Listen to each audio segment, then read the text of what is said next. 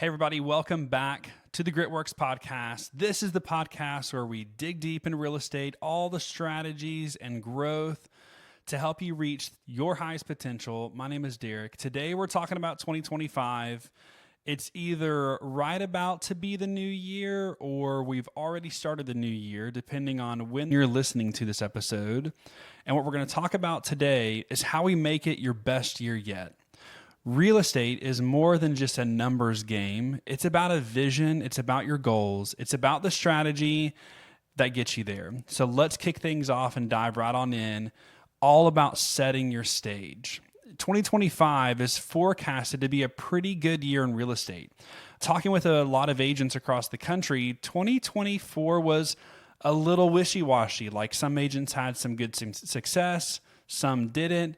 And we're looking, the predictions are saying that we're probably going to have about a 12.5% increase in total transactions next year, all while decreasing the amount of agents that are going to be inside the market, at least inside the United States. Not sure about Canada, but what that means is there's potential for having 2025 be your best year because of competition.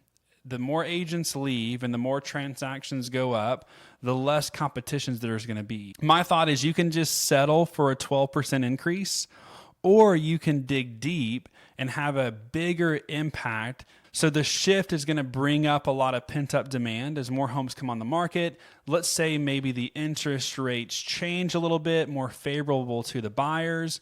We're going to have people that's just been sitting on the sidelines, sellers that were hesitant to list, and this fresh surge of new opportunity for those that were just waiting and preparing to act to do something. But here's the question I want to kick off with. Are you just going to settle for 12% improvement on last year just to keep up with pace for the market? Or are you ready to think bigger, to double, maybe even triple your growth in 2025? Because here's the truth. This year, honestly, every year, but this year in particular, it'll be what you make from it. And no matter where you're starting from, you can choose to push forward and make a huge difference, or you can choose not to.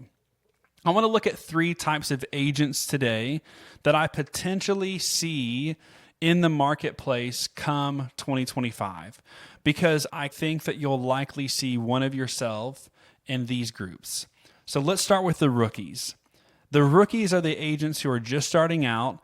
They're in the first maybe 3 to 4 formative years or less in their business. Essentially, they're in startup mode. Every business, every company goes through a startup mode. And if that's you, you're in the phase where many don't make it. I mean, the statistic is what, like 80% of agents don't make it past their first 5 years in the business. There's going to be hard lessons that are learned. There's a steep learning curve to this business. There's long hours. There's stressful conversations. There's the, I don't know what I'm doing. But it's also an incredible, exciting time because there are many opportunities to set yourself up for success if you have a plan. Okay, so that's the first group, the rookie agents. I'm going to call the next group the plateau agents. There are seasoned, experienced agents. They know how to close a deal, but maybe they found themselves in a rut. They're producing year after year, but they can't quite seem to figure out how to break through to the next level. Like they've always just done 15, 20, 25, 30 deals. They've never figured out how to just move up to the next portion or next success or next level of their business. They're making momentum in their business, but they just feel like it's a struggle to get there. They consistently feel like it's just harder to keep pushing forward because they haven't figured out a way to just pull the parking brake off and just launch forward. Finally, I would say there are top producers. These are the agents who consistently outperform even in slower markets. They have absolutely mastered skills. They have very, very, very good dialed in habits, and they have strategies that keep them on top no matter the market, no matter the shift, no matter what is thrown at them. But the challenge for the top producers is figuring out a way to scale up. They've got everything dialed in for their current situation, but they can't just take it to the next level. It's like they don't have the parking brake on. They're full-fledged down the highway, but they can't figure out, do I get off at this exit, or maybe do I keep driving and get off of this one? Where do you see yourself? More importantly, I think the question I'd like you to ask yourself is, where do I want to be at the end of 2025? What agent am I today? But where do I want to be at the end of the year, December 31st, 2025, when I look back on the year, where do I want to be? Whether you're a rookie, a plateau agent, top producer, there are some key moves that you can do this year that will help you step up, level up, and move into where you want to be come 365 days from now. Let's dive into the strategies. First, let's talk about goals.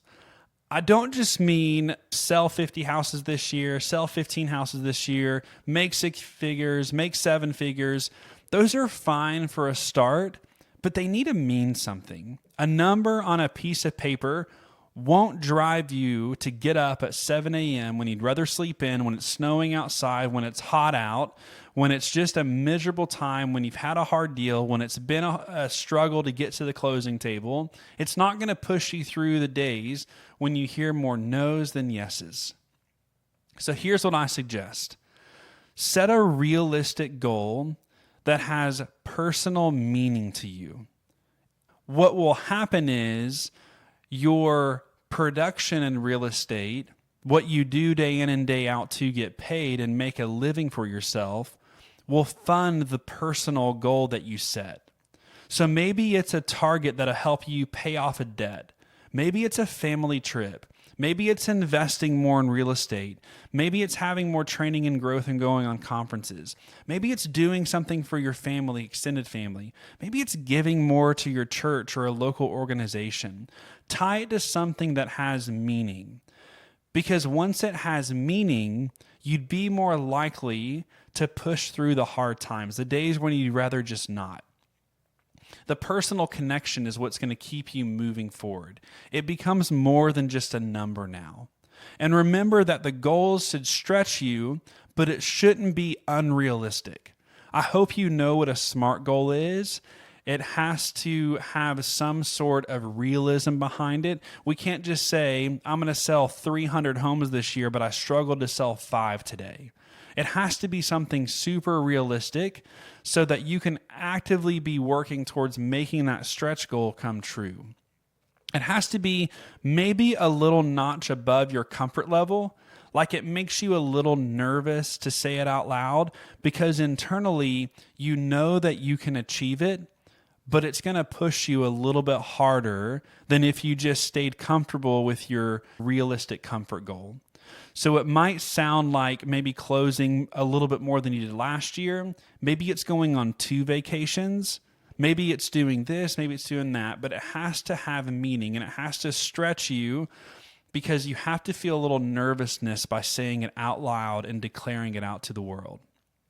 So find it and make it yours. I'd get it up in visual in your office. Like maybe it's in front of you every single day when you walk in, or it sits on your desk, or it's written on your bathroom mirror. You have to look at your goal every single day, and you have to have some meaning behind it, so that way you can always be pushing forward and making it your own.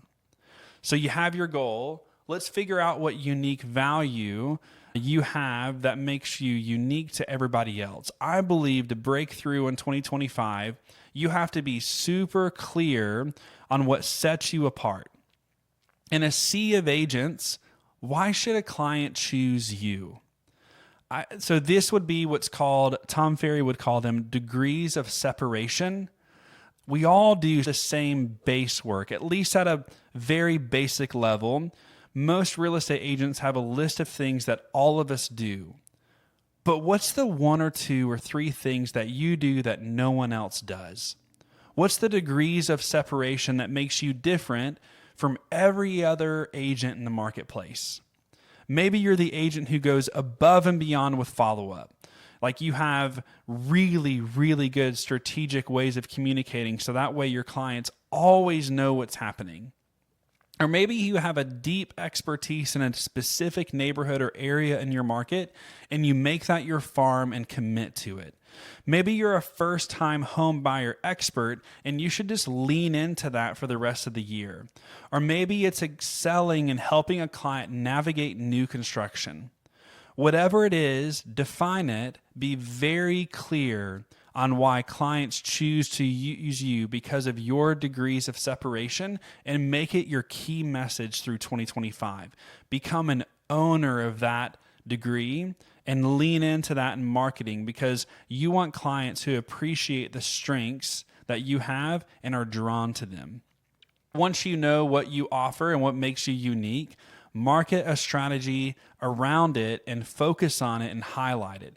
Share testimonials that speak to that value, show case studies, use social media to give a glimpse of approach of what happens when clients choose to work with you based on those little degrees of separation. Don't just tell people what you can do, show them what you can do. Clients are looking for more than just an agent. They're looking for someone who just feels like they get them. This kind of goes back to our DISC series when we talked about personality types. People want to feel like they're understood, they're heard, and that someone just gets them. And then what happens is you're going to go to bat for them and their unique needs, and your degrees of separation, what makes you unique, will come out and go to work for them and show huge highlights for you over choosing someone else. So this brings up proof. I mentioned we have to show them and not tell them.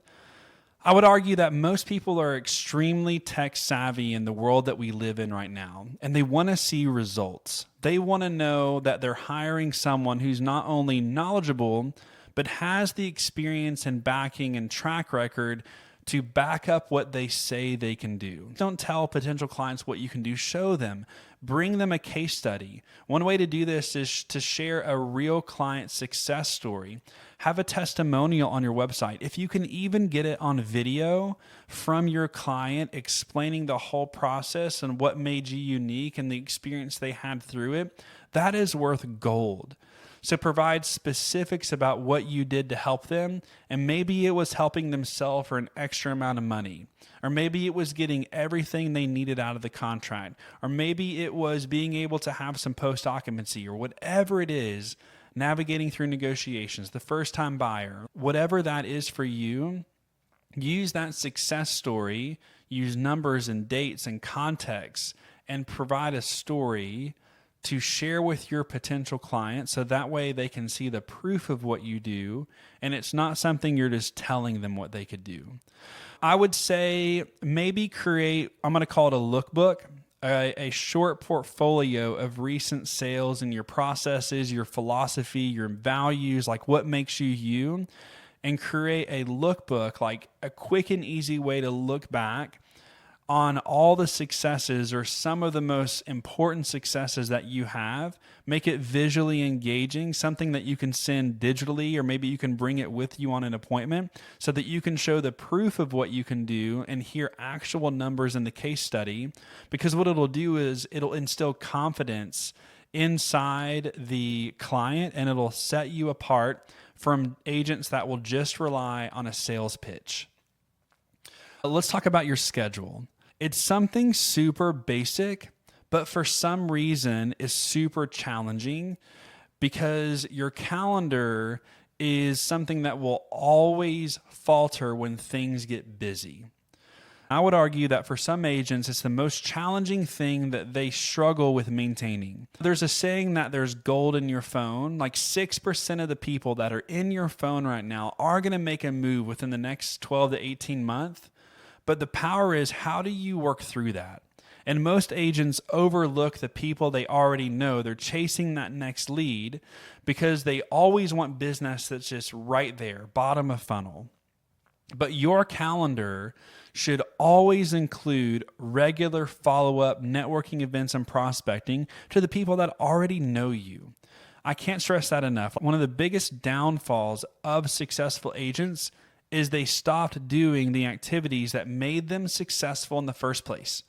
Most agents are going to want to use the agent that they purchased or sold with before. There's a big study from NAR that says the likelihood of an agent using the agent that they used previously is high. So don't let those clients forget about you. Stay in touch with them and provide value to them so that when they think about buying or selling, they have to at least acknowledge that you're still in the picture.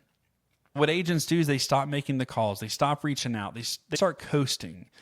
And that's when the loop, the roller coaster, the periods of highs and lows start happening, because what they end up doing is trying to scramble to build momentum again. It's like they're starting their business all over and over and over again. I would urge you to commit to a consistent schedule and make those foundational activities non-negotiable. Your calendar, the way that you prospect, the way that you interact and call and text and email and find new business should be a non-negotiable activity that you do every single day. Block time out for doing that. Block time for attending open houses. Block time for handling social media updates. Don't just set appointments in your calendar, protect the appointments in your calendar. Don't let the distractions of the world, of this business, bump them off to something else. Finally, let's look how to structure your goal into a way that creates progress. I'm a big fan of the concept of the 12-week year. Talked about it previously on the podcast. The idea here is to set quarterly goals instead of one annual one. You're going to take your big goal, like the big rock that you're chasing after for December 31st, 2025, and you're going to break it down into 4 quarterly cycles, 4 quarterly goals, 4 12-week goals that you're going to chase after. And what it does is it forces you to act with urgency and helps keep your focus clear and sharp. Set quarterly, monthly, weekly, daily goals that ladder up to the big 2025 goals. So if you want to close 36 transactions this year, that's 9 per quarter. Focus on the first 9. Or if your goal is to build a bigger client database, break that down into the target number of networking calls or meetings you have to go on each week. Take this quarter by quarter, week by week approach and get super granular on the specifics. If you have to have 9 deals closed by the end of the first quarter, how many appointments do you need to go on every single week to make that happen? And then how many contacts do you have to get a hold of every single day to schedule the appointments that you have to go on every single week? And track that. Don't track the 36 deals. Track the calls, the texts, the emails, and ultimately appointments that keep you on track to hitting your quarterly goal. This creates a feeling of progress and momentum every single week. So rather than looking at your numbers halfway through the year, the end of the year, you're constantly looking at them weekly to make sure that you're making progress forward. So let's recap. Here's what it's going to take to make 2025 your best year, no matter where you're starting from. You're going to set a goal that means something to you. It's real, it's tangible, it's something that will motivate you on the tough days. You're going to get clear on your unique value, understand what sets you apart, your degrees of separation, and why clients should work with you, and let that guide your marketing and all the things that you promote into the world. You're going to prove your success. You don't just say it, you're going to show it by using testimonials, data, and real stories to build trust with prospective clients. You're going to schedule your success. You're going to use your calendar this year as a tool to create consistency and not overlooking of the power of the people that you already know. And then you're going to break down your goals into quarterly, monthly, weekly, daily steps as a short-term focus to build the long-term growth. So wherever you are in your real estate journey, as a rookie, plateau agent, or a top producer, 2025 holds incredible potential. But it's not enough just to ride the market waves. This year, I want you to take ownership of your path, make it your own, and own it to make the moves that'll push you forward. Choose to be intentional with your time, your energy, and your vision, because everything you do, every small action will compound to build the future that you want. Thank you so much for tuning into the GritWorks podcast today. I hope this episode inspires you to set big, meaningful goals and to build the habits that will turn them into reality. If you found value in this episode, share it with someone in your office, share it with a fellow agent, share it with a friend who's ready to make 2025 their best year. Remember, it's not about where you start, it's about the grit you bring every single day. So let's keep building, let's keep pushing, and let's make 2025 the best year we've had in real estate. See you in the next episode. This episode of the GritWorks podcast is sponsored by the Caldwell Group at eXp Realty, a real estate team in Northern Kentucky and Cincinnati, Ohio. The Caldwell Group is one of the top teams in the Northern Kentucky and Cincinnati markets that strives to produce results for their clients that they're working with. Their agents are top of the line when it comes to all new technology, understanding the market, and presenting results and value to clients. So if you are in the market in the Northern Kentucky and Cincinnati area to either learn more about what your home might be worth in today's market, or just learning about the market in general and what it looks like to buy or sell in the market today, then hit us up in the comments below. We would love to reach out and talk with you more and share with you all the things that are happening inside Northern Kentucky and Cincinnati, Ohio. Thank you to the Caldwell Group for sponsoring today's episode.